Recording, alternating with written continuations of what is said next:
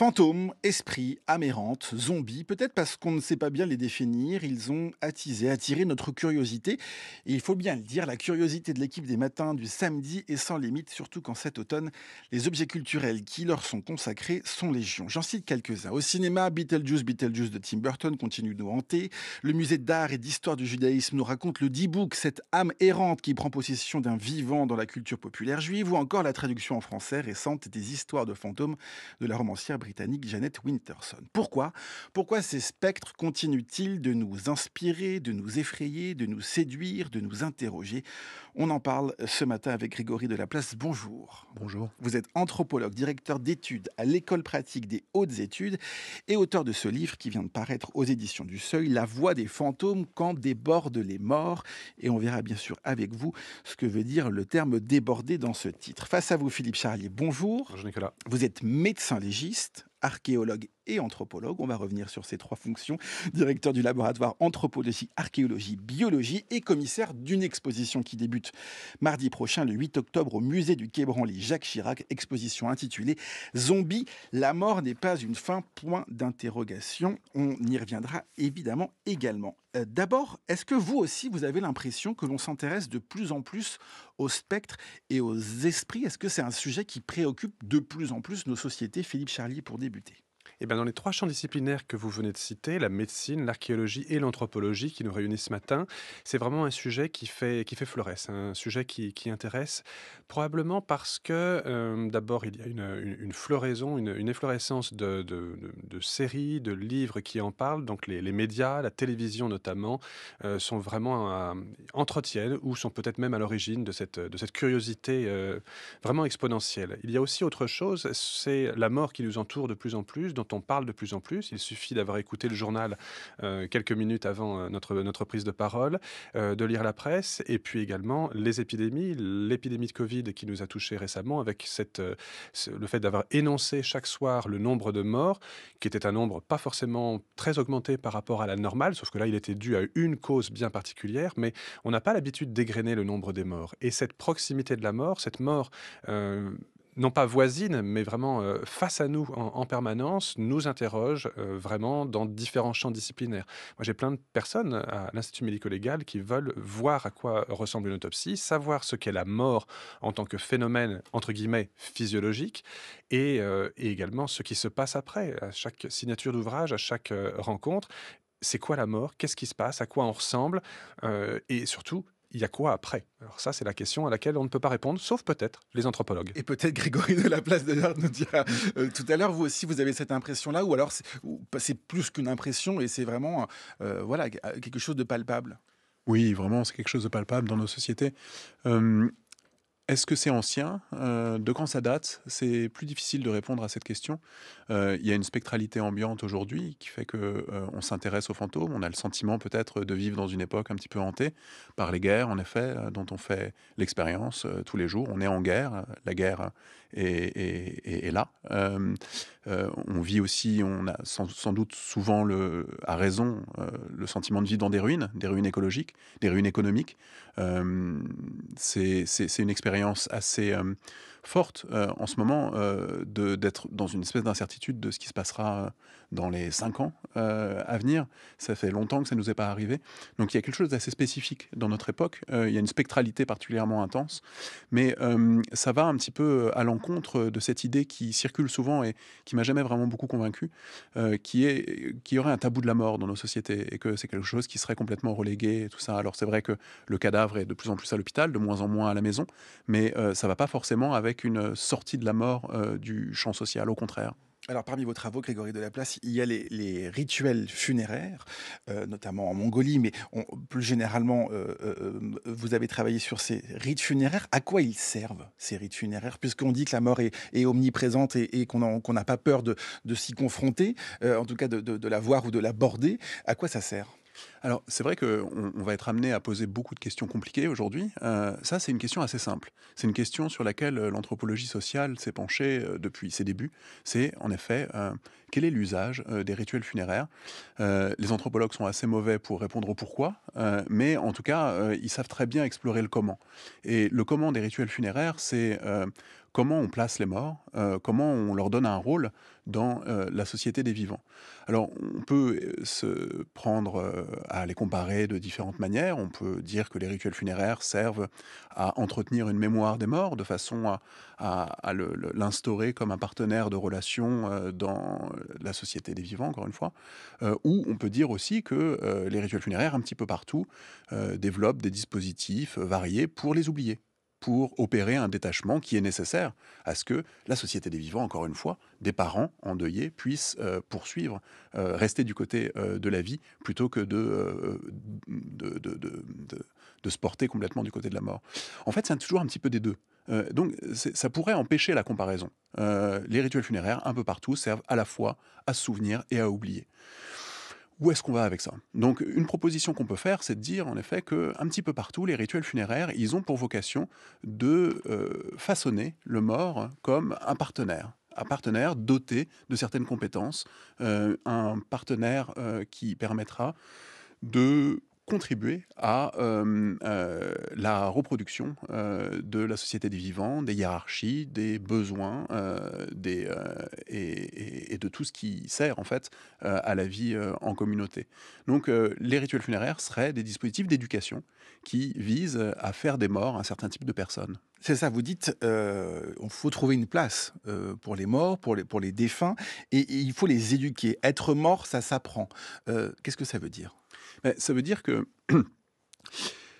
il y a une distance entre une personne vivante et ce qu'elle est amenée à devenir une fois qu'elle est morte. On pourrait se dire que les sociétés traditionnelles croient que le mort survit et que dans les sociétés modernes, on a cessé d'avoir cette croyance et qu'on se focalise désormais sur les vivants.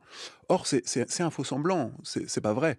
Si on avait décidé une fois pour toutes que les morts n'existent pas, le traitement du cadavre ne poserait aucun problème, et même il nous désintéresserait complètement. Or, on ne peut pas se détacher de l'idée, qui est en fait un fait d'expérience, que le cadavre est un mort nécessitant traitement. Donc, ce traitement est d'abord un traitement géographique, un traitement de thanatopraxie, c'est-à-dire qu'il faut gérer sa décomposition. Ça, Philippe Charlier en parlera beaucoup mieux que moi. C'est aussi un traitement géographique. Il faut le placer de façon à ce qu'il,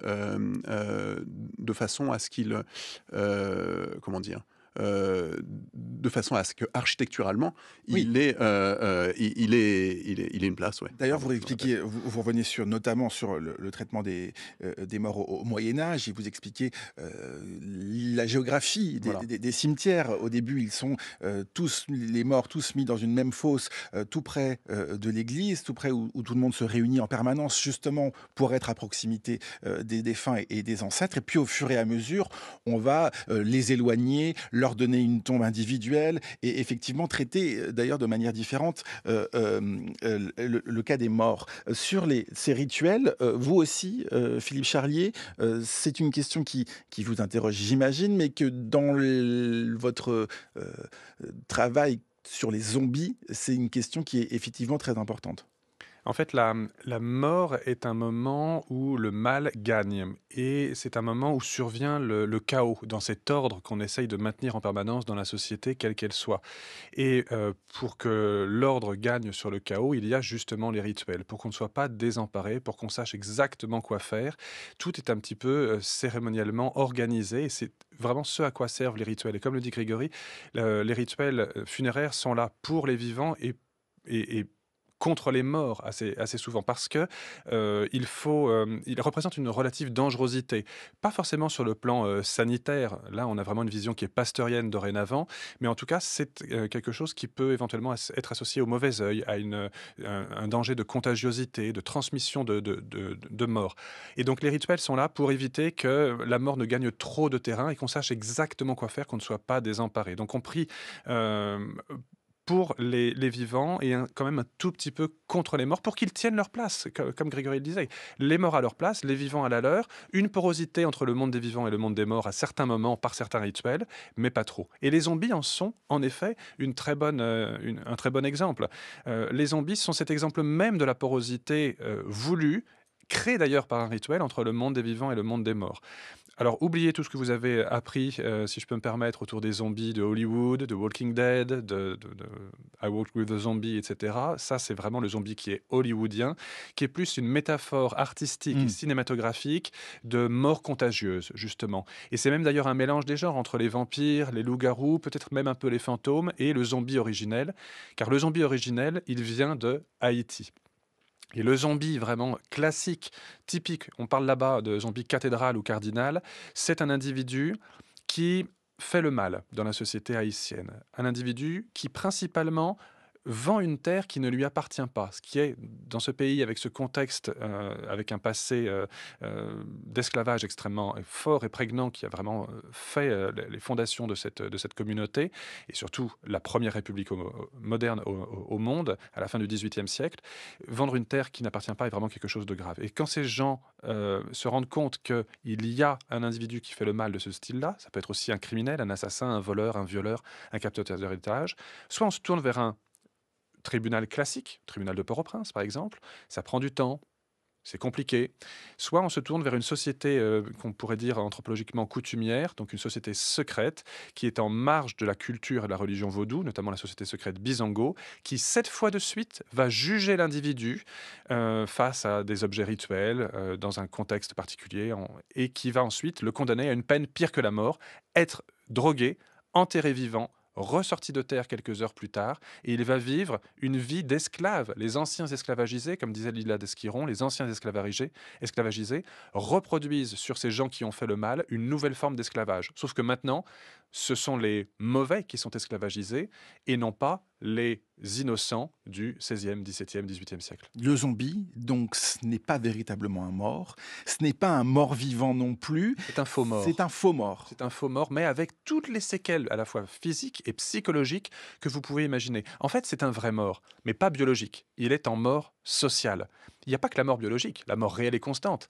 Il est en mort sociale. Il est ostracisé, il n'a même plus d'identité. On lui a retiré son nom.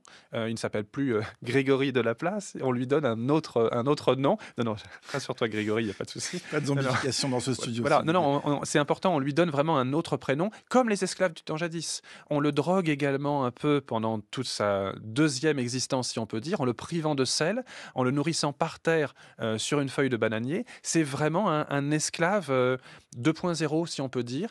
Et ça existe probablement depuis déjà le XVIIe siècle. Grégory de la Place, ce mouvement de mettre quelqu'un sous terre, là de le ensuite libérer pour le transformer en zombie dans ce cas-là, mais l'idée du fantôme, c'est à peu près la même chose quand vous dites on leur trouve une place et ensuite ils débordent. Tous les fantômes, tous les morts ne débordent pas. Qu'est-ce qu'un fantôme au final, Grégory de la Place? C'est une question, là, pour le coup, compliquée. C'est un petit peu l'objet du livre d'essayer de poser un propos comparatif sur le fantôme. Est-ce que c'est possible de faire une anthropologie des fantômes et à quelles conditions? Et c'est vrai que là, dans tout ce que disait Philippe Charlier, il y a quelque chose qui est très intéressant, c'est que ça fait ressortir un problème qui est différent. Le problème que pose le zombie est un problème légèrement différent de celui que peut poser ce qu'on appelle, nous, le fantôme. Ce que montre très bien l'exposition du musée des Quai Branly, c'est que, comme son titre l'indique, le zombie pose le problème de la distinction entre la vie et la mort, qui est beaucoup moins évidente qu'on pourrait le penser. Déjà biologiquement, et même dans nos sociétés, prendre la décision qu'une personne est morte, c'est déclarer la mort d'un individu, c'est choisir quels critères on va, à partir desquels on va le décider. On a décidé assez récemment, en fait, que la mort d'un individu dépendait de l'arrêt de son activité cérébrale. Déclaré chez nous par un médecin. Voilà, c'est ça. À Haïti, il suffit de 2 témoins, De c'est deux ça, témoins, Philippe exactement. Charlier. Et c'est ce qui nous permet de prélever les organes. On peut prélever les organes sur un mort qu'on a déclaré mort cérébralement, mais qui respire encore. Dans d'autres sociétés, c'est très compliqué parce que la décision de la mort porte sur d'autres critères, et notamment sur le souffle. Et donc prélever des organes sur un corps, même dont le cerveau est mort, qui respire encore, c'est compliqué. Donc la différence entre mort et vivant est moins fondée biologiquement qu'on pourrait le penser. Elle est beaucoup plus sociale déjà. Là, le zombie, il pose un problème encore plus massif. C'est est-ce que le vivant pourrait être mort? Est-ce que finalement, quelqu'un qu'on voit comme vivant, il pourrait avoir été déclaré mort? C'est un problème, en effet, dont la spécificité est très bien montrée à Haïti, le problème de la zombification.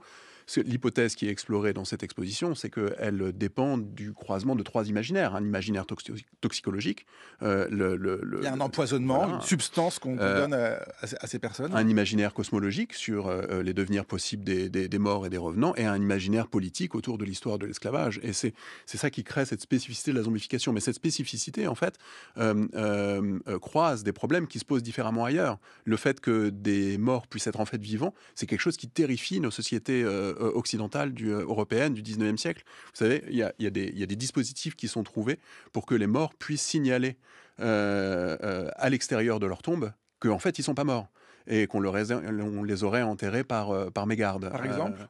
Il y a des systèmes de cloches et de lumière qui sont installés pour que un mort qui n'aurait pas été vraiment mort puisse l'actionner depuis le cercueil. Et donc, signaler à l'extérieur qu'il faut le déterrer, parce qu'en fait, il n'est pas mort. Mais le colonel Chabert, c'est aussi la nouvelle de Balzac, c'est aussi une autre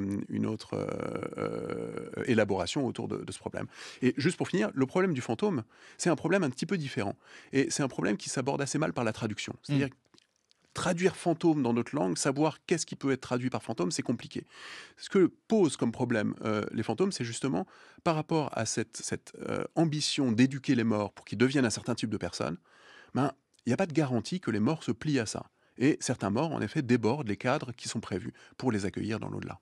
Et on va voir très concrètement, effectivement, quelle forme ces êtres. Je fais attention avec les termes que j'emploie parce que j'ai peur de me tromper, mais je pense que c'est correct. Une précision de Philippe Charlier. Ou un ajout, il y a une différence vraiment conceptuelle sur le plan anthropologique entre le fantôme et le zombie, c'est que le fantôme est un esprit sans corps.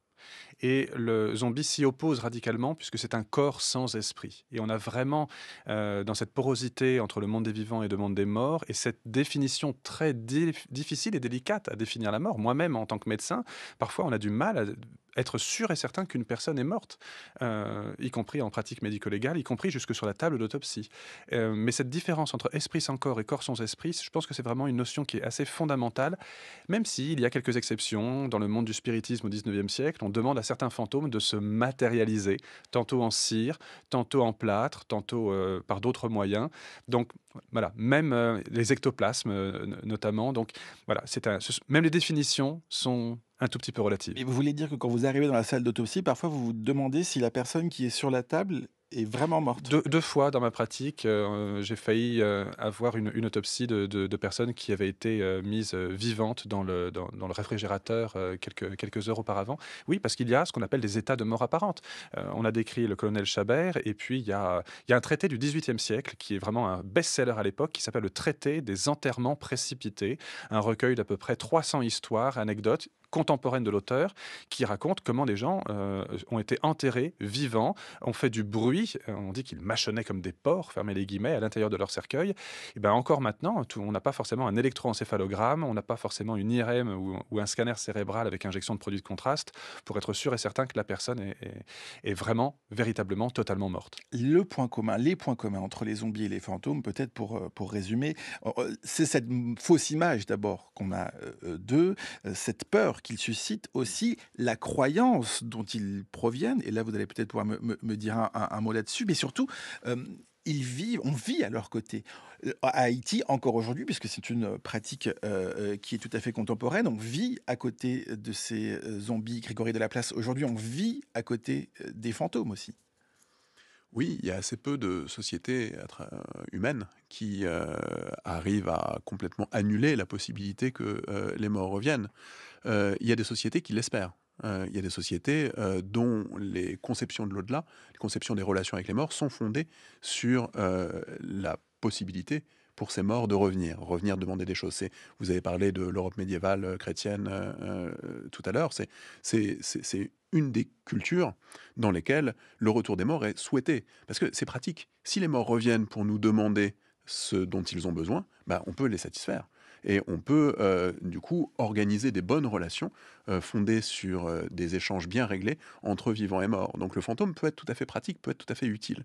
Euh, le problème qu'il pose parfois, c'est que leur existence n'est pas vraiment prévue. Et c'est là où le bât blesse avec la croyance. C'est-à-dire que la croyance, c'est aussi un outil de placement. La croyance, les idées qu'on décide d'avoir sur le monde ou qu'on se laisse aller à avoir sur le monde, sur l'existence des morts, les affects qu'ils peuvent avoir, sur la manière dont ils peuvent s'exprimer, tout l'appareil de croyance d'une société, c'est les échafaudages qu'elle utilise pour organiser la réalité, les ponts suspendus avec lesquels elle va circuler dans le monde. Euh, mais il n'y a pas d'obligation à ce que les morts suivent ces échafaudages. Et il n'y a pas d'obligation à ce que les morts se conforment aux croyances qu'on a sur eux. Et on va voir justement dans la deuxième partie de cet entretien, de cette discussion, comment les morts débordent. Et vous nous donnerez effectivement des exemples. On parlera aussi de votre travail d'anthropologue. Comment est-ce que très concrètement, vous étudiez les zombies et les fantômes. Le journal de 8 heures dans quelques minutes.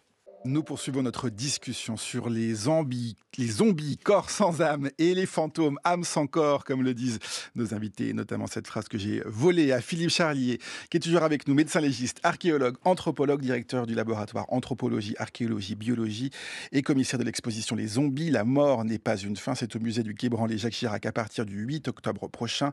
Et à Grégory Delaplace, anthropologue, directeur d'études à l'école pratique des hautes études et auteur de ce livre, La voix des fantômes, quand débordent les morts, aux éditions du Seuil. On va rentrer dans le détail de comment est-ce que les anthropologues travaillent sur le terrain. Grégory Delaplace, à quel moment est-ce que vous rencontrez un fantôme? À quel moment est-ce que dans votre travail, quand vous partez travailler sur le terrain, comme on dit, vous rencontrez un fantôme? Alors, pour ma part, ça a été un petit peu plus compliqué que ça aurait pu l'être dans d'autres sociétés où les fantômes sont assez présents, comme on le disait tout à l'heure. En l'occurrence, en Mongolie, où j'ai fait mes premiers travaux ethnographiques, les morts sont pas du tout souhaités après leur décès. On fait tout pour les expulser du champ social. Ils n'ont pas vraiment de rôle à jouer dans la société. Enfin, c'est le cas dans la région du Nord-Ouest où j'ai fait ces recherches, donc parmi des populations d'Orveut. Ce ne serait pas le cas à d'autres endroits de Mongolie. Chez les Mongols d'Orveut, pasteurs nomades, ou même quand ils sont installés en ville, il n'y a pas vraiment de chaman. Il y en a eu par le passé, mais ils ont été marginalisés d'abord par la conversion au bouddhisme, et puis après par les 70 ans de présence d'un communisme d'État qui tolérait mal toutes les pratiques religieuses, et donc qui a encore repoussé le chamanisme vers les marges du pays. Donc il n'y a pas de médium pour... C'est ça le chaman, hein, c'est voilà. celui qui permet le dialogue avec les C'est fantômes. celui qui donne sa voix, son corps, aux morts pour qu'ils puissent s'exprimer et donner directement leurs recommandations et faire leurs reproches aux vivants. C'est très utile, les médiums, qu'ils soient chamans ou autres. Donc il n'y a pas de chaman dans cette région et il n'est pas vraiment nécessaire parce que les morts, on ne veut pas dialoguer avec eux. On estime qu'ils n'ont rien à faire ici, qu'ils n'ont rien à dire. Donc les fantômes, quand j'ai commencé à m'intéresser aux présences quotidiennes des morts dans la vie des pasteurs nomades et que j'ai voulu recueillir des histoires, la plupart des gens me disaient « Tu sais, moi les fantômes, j'y crois pas. Les fantômes, ça n'existe pas. Ou peut-être que ça existe, mais moi, j'en ai jamais vu. » Et donc, j'étais surtout confronté au scepticisme des gens. Et ça voulait pas dire que les fantômes n'apparaissaient jamais, justement. Quel que soit ce que les gens avaient décidé de croire, les morts faisaient quand même irruption dans la vie de cette communauté. Ils faisaient irruption auprès des personnes qui étaient les plus disposées en fait, à accueillir leur présence. Pas parce qu'elles croyaient en des choses en lesquelles les autres ne croyaient pas, tout le monde croyait à peu près les mêmes choses et tout le monde avait les mêmes doutes, mais ces personnes avaient des capacités perceptives particulières. Et donc j'ai fait la rencontre d'une femme extraordinaire, d'une quarantaine d'années, qui n'est ni médium, ni chaman, ni même devin, qui est une mère de famille tout à fait ordinaire, mais qui était connue dans son entourage par ses frères et sœurs, et c'est pour ça qu'on m'avait amené auprès d'elle, qui était connue pour avoir eu des expériences d'apparition, de mort, et qui était connue pour sa capacité à se rendre sensible aux présences que d'autres ne ressentent pas. Donc à chaque fois, ce sont des récits d'expérience. Tout à fait. Vous-même, vous n'avez jamais, vous pouvez nous le dire, nous l'avouer, vous n'avez jamais véritablement été en présence d'un fantôme. À chaque fois, si ces fantômes existent, c'est parce qu'il y a un médium ou quelqu'un qui raconte cette expérience. Alors la question est compliquée. C'est-à-dire que c'est là où c'est intéressant, justement. C'est là où un livre est nécessaire. C'est-à-dire que, en effet, les morts dialoguent beaucoup mieux et leurs présences sont beaucoup plus concrètes pour les ethnographes ou pour les autres, lorsqu'il y a des traditions, des cosmologies et des chamans qui sont là pour leur donner corps. Mais quelle voix ont les fantômes lorsqu'on ne leur donne pas la parole? Est-ce que les fantômes continuent néanmoins de percer le voile du silence qu'on essaye d'imposer sur eux lorsque Il n'y a personne pour les il y a personne pour matérialiser en les quelque sorte. matérialiser. C'est justement ce que me semblait donner à voir, en fait, ces expériences de cette femme, Tsélé, à qui je rends hommage aujourd'hui, qui malheureusement ne nous écoute pas, mais que j'espère revoir en mars. Je vais retourner là-bas. C'est ce que ces expériences de Tsélé nous montrent, en fait. Les fantômes ne lui apparaissent pas comme des êtres tout de suite loquaces. Et les fantômes sont empêchés par toutes les personnes à qui elle demande de l'aide lorsqu'elle est confrontée à ces apparitions. Les fantômes se manifestent dans des fracas qui sont extrêmement difficiles à interpréter comme la présence des morts, qu'elle ne sait pas trop si elle doit interpréter comme la présence des morts, Dans mais des son fracas cas, qui la suivent. dans son cas, c'est un corbeau. Dans son cas, c'est un corbeau, notamment. Donc, quand je suis avec elle, en 2004, ça prend la forme d'un corbeau qui braille autour de chez elle, c'est les mots qu'elle emploie, et qui la suit. Elle consulte un devin, elle consulte son mari d'abord. Bon, son mari, paix à son âme, il est décédé maintenant, mais son mari avait l'habitude de jamais la croire. Elle le disait volontiers, et donc il dit, bon, bah, de toute façon, tu dis n'importe quoi. Et elle va voir le devin, et le devin, cette fois-ci, lui dit, non, c'est rien. C'est rien. C'est-à-dire qu'elle est poursuivie par un corbeau sur ses campements au fur et à mesure de ses nomadisations. Elle a le sentiment d'être traquée par un mort qui s'est manifesté à elle auparavant, et c'est rien. C'est-à-dire, circuler, il n'y a rien à voir. Qu'est-ce que les morts, quel corps prennent les morts quand toutes les institutions dans lesquelles vous habitez, toutes les institutions vous disent circuler, il n'y a rien à voir. C'est ça un petit peu le thème du livre, l'horizon en fait de l'ethnographie, comment décrire ethnographiquement ces situations où les morts apparaissent malgré la culture. Philippe Charlier, c'est plus facile en Haïti de voir un zombie de ses propres yeux? Non, pas forcément. D'abord, quand on veut voir un zombie et quand on fait un terrain anthropologique autour de la mort et des rituels funéraires et des mauvais morts, entre guillemets, ce que j'appelle les morts qui ne se tiennent pas tranquilles, il faut principalement aller dans les cimetières, notamment le cimetière principal de Port-au-Prince, qui est pour moi un des plus intéressants lieux de vie, paradoxalement. Il est occupé, vous pouvez y manger, y boire, y dormir. Il y a une sorte de Airbnb, si je peux dire, dans certains tombeaux, évidemment totalement illégal, bien sûr. Alors, pour bien poser le terrain, il y a 4 grands types de zombies. Il y a le zombie que je vous ai décrit auparavant, qui est un individu qui n'est pas véritablement mort, qui a subi un rituel funéraire malgré tout, une mort factice. Ce qu'on retrouve également dans d'autres sociétés initiatiques, ça n'est pas extravagant, sauf que lui, ne sait pas qu'on va venir le rechercher dans son tombeau. Il a cette peur d'être enterré vivant, et rien que ça, c'est déjà un supplice. Il y a un deuxième type de zombie qu'on appelle le zombie criminel. C'est votre belle-mère, par exemple, qui va vous faire empoisonner, ou votre mari, parce que vous ne voulez pas le quitter pour qu'il parte avec sa maîtresse. Et dans ce cas-là, il n'y a pas les 7 étapes successives de convocation devant une société secrète, mais un des membres de société secrète qui est payé directement pour vous tuer. Même au-delà de vous tuer, vous donnez à nouveau toujours une peine pire que la mort. Troisième type, le zombie psychiatrique. C'est quelqu'un qui est persuadé d'être mort. Alors en France, on parle du syndrome de Cotard, qui est bien connu des psychiatres. Mais c'est un peu d'ethnopsychiatrie ce que je vais vous dire, mais dans cet autre contexte chronoculturel, en tout cas géographique, eh bien il y a un autre référentiel, une autre métaphore qui est celle du zombie. Mais c'est vraiment de la psychiatrie pure. Quatrième et dernier type, le zombie social, c'est un peu le retour de Martin Guerre.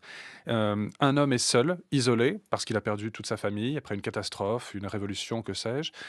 Une famille a perdu son chef, tout simplement, ou un homme important, ou un grand garçon, et il faut le remplacer parce qu'il y a des bras qui manquent dans la maison. Et il va y avoir du coup cette fausse reconnaissance, cette usurpation d'identité par fausse reconnaissance tacite et mutuelle.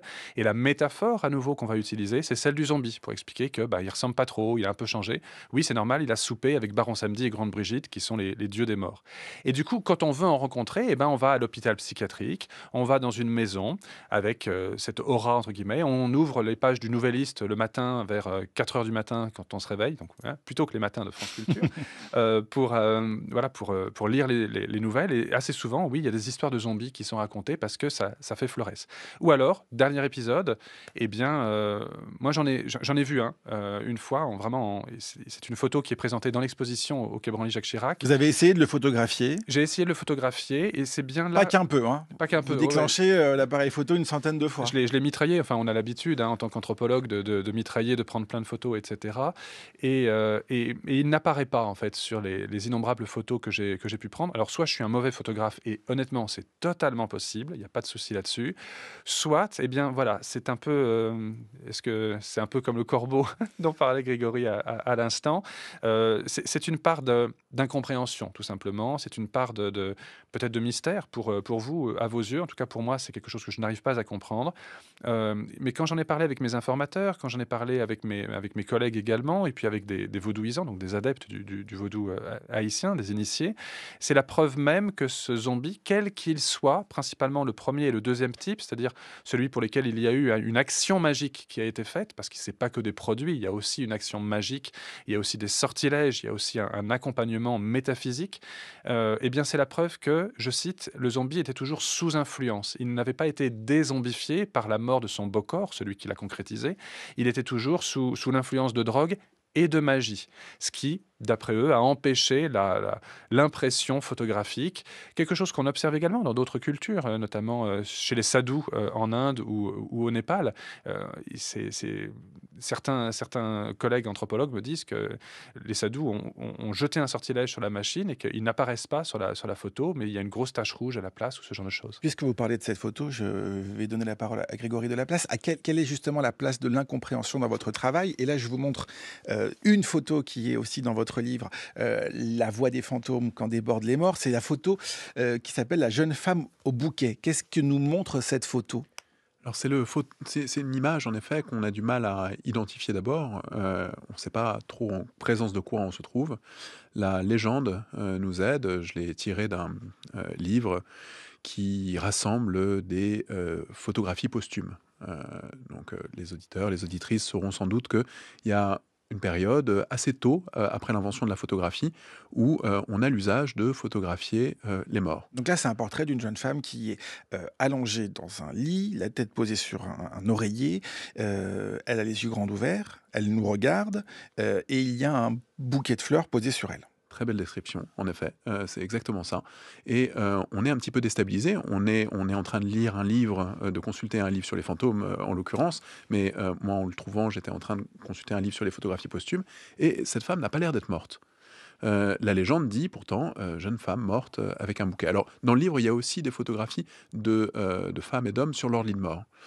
Et là on peut se demander si cette femme est déjà morte ou s'il n'est pas encore morte. Ça parle aussi de ce moment un petit peu incertain de la survenue de la mort où on n'est pas tout à fait sûr. Mais là il y a quelque chose d'encore plus saisissant, c'est-à-dire que on comprend aussi en connaissant comment sont faites ces photos que l'apparence de vie a été artificiellement produite. C'est-à-dire que les photographes, à cette époque-là, donc on parle des années 1850 en gros, 1860, souvent aux États-Unis, c'était une pratique qui était très développée aux États-Unis. Il y avait des studios photos qui ne marchaient que grâce à la pratique de la photographie posthume. Ça pouvait suffire à faire votre fonds de commerce. Bref, les photographes, à cette époque-là, s'ils avaient le talent, pas seulement de faire la photographie, mais aussi d'arranger le cadavre. D'arranger le cadavre, souvent pour simuler le sommeil. On lui fermait les yeux, on le maquillait, on le mettait dans une position qui permettait qui évoquait le sommeil, quoi. Mais qu'est-ce qu'on cherche à faire avec cette photographie? On cherche Qu'est-ce qu'on cherche à faire? à montrer qu'il y a quelque chose qui sort de ce corps, photographier peut-être le fantôme lié à cette mort ou... Photographier le fantôme, est-ce qu'on a envie de rester avec un fantôme? Ça, je sais pas. Est-ce que ça peut être l'intention derrière une photographie? En tout cas, on cherche à conserver quelque chose du mort. Et on cherche à le conserver dans sa mémoire comme s'il dormait, en fait, comme s'il n'était pas mort, comme s'il dormait. On essaye de se satisfaire de cette fiction un petit peu. On il peut-être qu'il n'est pas mort, peut-être qu'il est seulement endormi. On sait bien qu'il est mort, mais quand même, peut-être qu'il est puisque mon portrait montre que finalement il est endormi à tout jamais. Là, c'est autre chose. Là, la jeune femme est prise en photo comme si elle était toujours Hum, vivante. hum. Et ce qui est frappant, c'est que le bouquet qu'elle a signale la mort. En fait, la légende nous le dit, en fait, c'est les fleurs signalent qu'il s'agit d'une morte, et même la façon dont il est posé, ce bouquet, montre qu'en fait, c'est une femme morte, quoi. Et donc, vous pouvez voir, selon l'endroit où vous regardez sur l'image, soit des signes qui évoquent la mort de la femme, soit des signes qui rappellent sa vie. C'est un portrait donc presque qui a un pouvoir magique, qui a un pouvoir de convoquer simultanément la vie et la mort d'une même personne. Et ça, c'est ce qui est rendu possible par la photographie, mais ce qui est encore plus rendu possible par le daguerréotype. Parce que le daguerréotype, on s'en souvient plus maintenant, mais c'est un objet très particulier. C'est une pose lente. Et puis, c'est des plaques de cuivre. C'est des plaques de cuivre, donc pour voir un daguerréotype, on ne le voit pas dans la reproduction, mais pour voir un daguerréotype, il faut le tourner pour que les reflets permettent de faire apparaître l'image. Donc là, on peut faire apparaître la personne en tant que morte ou en tant que vivante, selon la façon dont on l'oriente. C'est un objet magnifique. Que nous disent les zombies et les fantômes de nos sociétés? Tout à l'heure, vous nous avez décrit ces 4 types de zombies, Philippe Charlier. Ça veut dire que c'est aussi une forme d'organisation de nos sociétés? On trouve des solutions à des problèmes, à des traumatismes. On essaie de, voilà, de continuer à vivre aussi avec cette ambivalence, ce doute et cette croyance. Je crois que la principale question, et on est en train de la poser maintenant, c'est pas est-ce que les fantômes, est-ce que les zombies, est-ce que les vampires ou d'autres formes de non-morts ou de morts non tranquilles existent, c'est plutôt à qui servent-ils? Ils sont tous utiles à la société. Lorsque les fantômes apparaissent à un certain moment, ils sont là pour vaticiner, donc pour répandre une parole qui va normalement élever l'individu à qui ils apparaissent. Pareil avec lorsqu'ils apparaissent dans le contexte du spiritisme, les fantômes sont là pour donner un savoir. Alan Kardec l'explique bien dans le livre des esprits. Il faut parfois même se méfier de certains esprits qui racontent des âneries parce qu'ils sont aussi farceurs, voire trublions dans la vie que dans la mort. Donc tous les messages sont à prendre avec parcimonie de toute façon et avec potentielle dangerosité. Et c'est la même chose avec les zombies. Les zombies sont même rentrés dans la vie quotidienne en Haïti. On ne parle pas de chèque en bois là-bas, on parle de chèque zombie. Ils font partie de la vie quotidienne. Il n'y a pas un mois ou une quinzaine sans que dans le Nouvelliste, qui est un peu l'équivalent du Monde là-bas sur place, eh bien, il n'y ait pas une nouvelle d'un zombie qui est apparu. Et à chaque fois, il dit quelque chose. Il dit en tout cas quelque chose de la tension extrême qui existe dans la société haïtienne. On en a eu un très dramatique exemple dans le journal très, très récemment. La mort est partout, en permanence, et elle est acutisée dans les périodes de troubles. Et donc, en ce moment, il faut s'attendre à avoir une augmentation exponentielle du nombre de zombies parce que les diagnostics de mort ne sont pas faits de façon hyper efficiente vu l'urgence, parce qu'il y a une augmentation du nombre de morts, et puis parce que ces morts ont peut-être envie de se venger, de raconter quelque chose. Je parle bien là des 4 types différents de zombies. Il y a un traumatisme et une façon d'exprimer le traumatisme et parfois de l'expurger peut passer par ces figures de style que sont les fantômes, que sont les zombies et d'autres monstres morts. En un mot pour conclure, Grégory Delaplace, vous êtes évidemment d'accord? J'aurais envie de proposer l'idée que, en effet, on aimerait que les fantômes puissent être utiles. Et on aimerait qu'ils puissent servir un petit peu tout le temps les besoins des vivants. Et la plupart des institutions humaines, quand elles essayent d'encadrer les morts, essaient de faire ça, de rendre les morts utiles, comme dirait Vinciane Després. Or, c'est pas toujours le cas. Et c'est là où la figure du débordement est intéressante. C'est-à-dire que les morts se définissent aussi en tant qu'êtres par leur faculté à déborder ce dans quoi les vivants voudraient les confiner. Et on comprend tout ça, ce débordement dans votre livre, La voix des fantômes, quand débordent les morts, aux éditions du Seuil. Merci beaucoup, Grégory Delaplace, d'être venu dans ce studio. Et merci à vous, Philippe Charlier, d'être venu également. Je rappelle l'exposition au musée du Quai Branly, Jacques Chirac, à partir du 8 octobre prochain. Zombie, la mort n'est pas une fin, avec Lila Desquiron et Hérole Josué comme commissaires associés. Et au catalogue aussi, je renvoie l'exposition, catalogue publié aux éditions Gallimard. On va se quitter avec les Cranberries. Voilà, j'ai décidé.